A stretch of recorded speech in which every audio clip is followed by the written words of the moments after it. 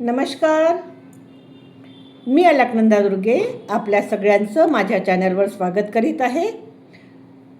आपण इथे ऐकणार आहोत श्रीमद वाल्मिकी रामायण बालकांड सर्ग 71 जनक कुलाचा परिचय. वशिष्ठांनी इक्ष्वाकू वंशाचा परिचय करून दिल्यानंतर जनक राजा हात जोडून म्हणाला, मुनिश्रेष्ठा, आपले कल्याण असो. आम्हीही आमच्या कुळाची माहिती सांगतो, आपण ऐका. कुलीन पुरुषाने कन्यादानाच्या वेळी आपल्या संपूर्ण कुळाचा परिचय येथे देणे आवश्यक आहे. महामते, आपण तो ऐका. पूर्वी निमी नावाचा एक अत्यंत धर्मपरायण राजा होऊन गेला.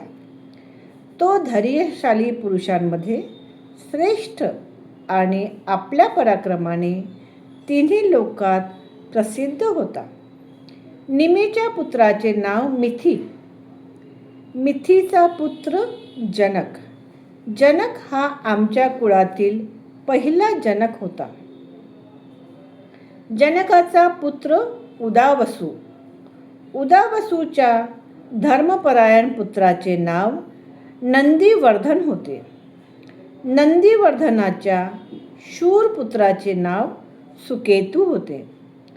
सुकेतूचा महाबलवान पुत्र देवरथ होता. राजर्षी देवराताच्या पुत्राचे नाव बृहद्रथ होते.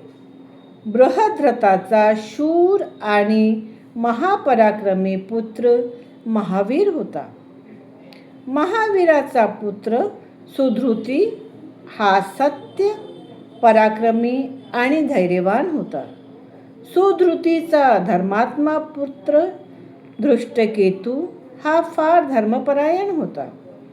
राजर्षी धृष्टकेतूचा पुत्र हर्यश्व नावाने प्रसिद्ध होता. हर्यश्वाचा पुत्र मरु. मरुचा पुत्र प्रतिंधक. प्रतिंधकाचा पुत्र धर्मात्मा राजा कीर्तिरथ होता. कीर्तिरथाच्या पुत्राचे नाव देवमीढ होते. देवमीढाचा पुत्र विबुध आणि विबुधाचा पुत्र महिद्रक होता. महिद्रकाचा पुत्र कीर्तिरात हा महाबलवान राजा होता. राजर्षी कीर्तिराताला महारोमा नावाचा पुत्र झाला. धर्मात्मा महारोमाने स्वर्णरोमाला जन्म दिला. राजर्षी स्वर्णरोमाला ह्रस्वरोमा नावाचा पुत्र झाला. धर्मात्मा महात्मा ह्रस्वरोमाचे 2 पुत्र आहेत. त्यापैकी ज्येष्ठ मी आणि हा वीर कुशध्वज नावाचा माझा धाकटा भाऊ आहे. मी ज्येष्ठ पुत्र असल्यामुळे माझ्या पित्याने मला राज्यावर बसवले व कुशध्वजाचा भार माझ्यावर सोपवून ते वनात निघून गेले.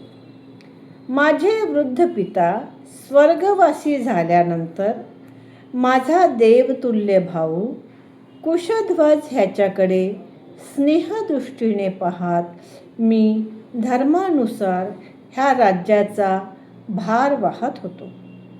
काही काळानंतर सांकाश्या नगरीला पराक्रमी सुंधन्वा नावाने राजाने मिथिला नगरीला वेढा दिला. त्याने मला निरोप पाठवला की शंकराचे उत्तम धनुष्य व तुझी पद्माक्षी कन्या सीता मला दे. महर्षी, मी त्याची मागणी पूर्ण केली नाही. त्यामुळे माझ्याबरोबर त्यांचे युद्ध झाले. रणांगणावर माझ्या सन्मुख युद्ध करीत असताना तो माझ्याकडून मारला गेला.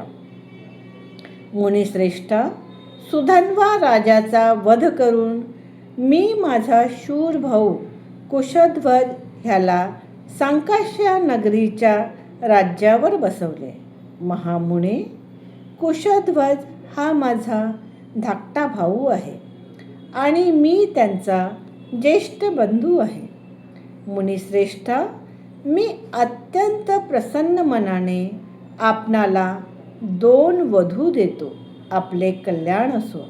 मी सीतारामाला आणि उर्मिला लक्ष्मणाला अर्पण करतो. मी माझी देवकन्येप्रमाणे असलेली कन्या सीता रामाला आणि दुसरी कन्या उर्मिलेला लक्ष्मणाला अर्पण करीत आहे. मी हे 3 वेळा म्हणतो, ह्यात संशय नाही. मुनिश्रेष्ठा, अत्यंत प्रसन्न होऊन मी आपणाला 2 वधू देत आहे. वशिष्ठ मुनींनी असे म्हणून जनक राजा दशरथाला म्हणाले, राजन, राम आणि लक्ष्मण ह्यांचे मंगल होण्याकरता त्यांच्याकडून गोदान करवून घ्या. आपले कल्याण असो. आपण नंदीमुख श्राद्ध करून वैवाहिक कार्याला आरंभ करा. महाबाहो, प्रभू, आज मघा नक्षत्र आहे. आजपासून 3ऱ्या दिवशी उत्तर फाल्गुनी नक्षत्रावर विवाह कार्य करा.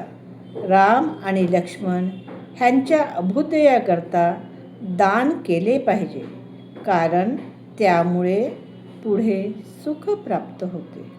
हा सर्ग इथे संपलेला आहे. नमस्कार. आपल्याला हा सर्ग आवडला असेल तर लाईक करा, सबस्क्राईब करा, शेअर करा आणि कमेंटमध्ये लिहा. जय श्रीराम. धन्यवाद.